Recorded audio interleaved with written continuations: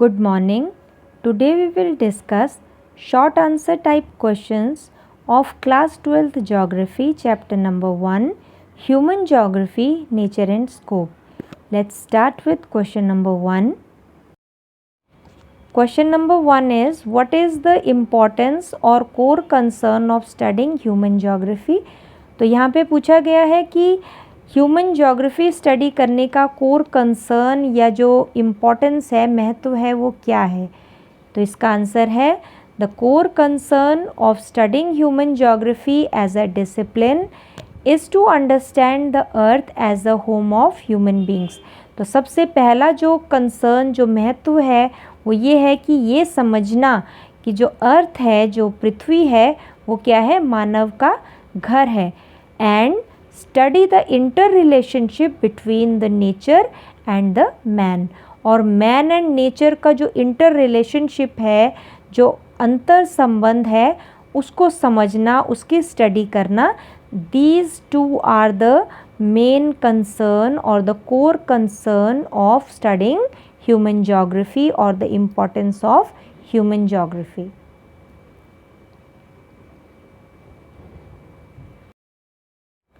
Question number 2.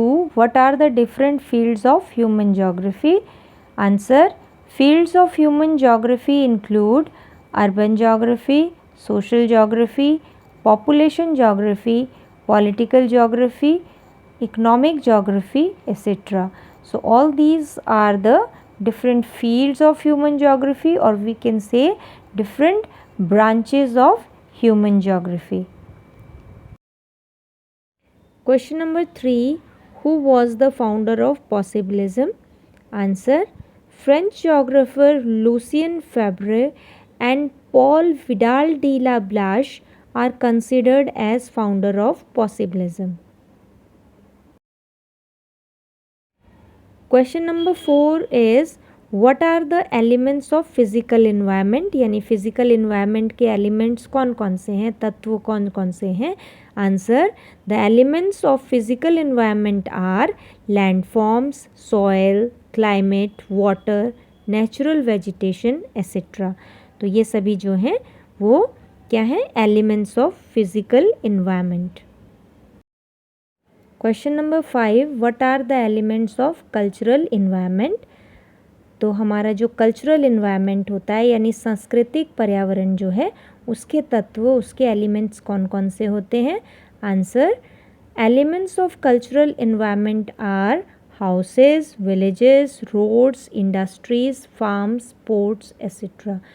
तो cultural environment के जो भी एलिमेंट्स जो कि मैन मेड हैं generally they are man made. तो जो हाउसेस, विलेजेस, रोड्स, इंडस्ट्रीज़ ये सभी जो हैं these are the elements of cultural environment. Question number 6. Who was Griffith Taylor. Answer. Griffith Taylor was the founder of new determinism और stop and go determinism. Next, question number 7. What does technology indicate? Answer. Technology indicates the level of cultural development of society. तो जो technology यहाँ पे पूछा गया है कि technology जो है वो क्या इंडिकेट करती है क्या दर्शाती है. तो इसका आंसर है कि टेक्नोलॉजी जो है वो किसी भी समाज के जो कल्चरल डेवलपमेंट है यानी कि कल्चरली उस सोसाइटी ने कितना विकास कर लिया है इस लेवल को इंडिकेट करती है. Question number 8. Name the geographers who advocated environmental determinism.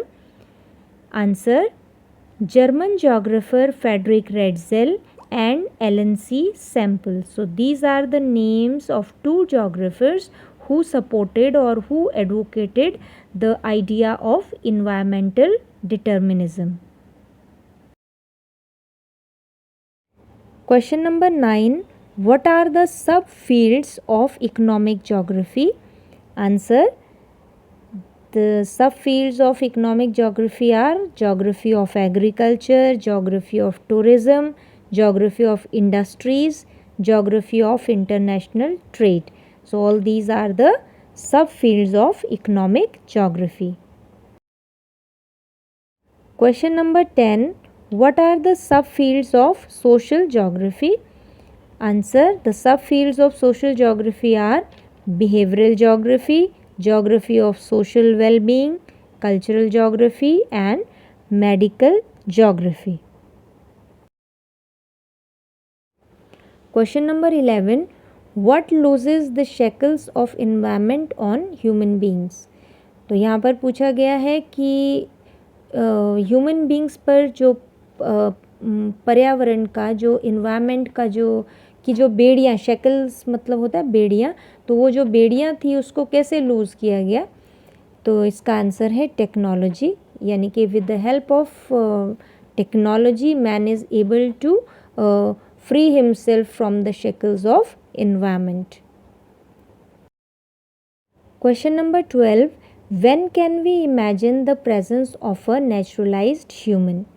यानी कि naturalized human means the influence of nature on human. तो ऐसा हम कब इमेजिन कर सकेंगे, किस समय में इमेजिन कर पाएंगे?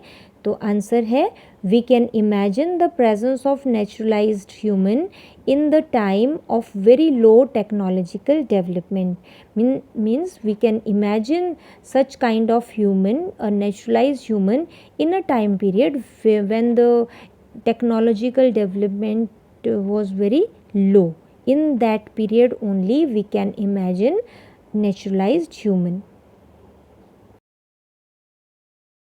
Question number 13. When does the physical environment for societies becomes the mother nature?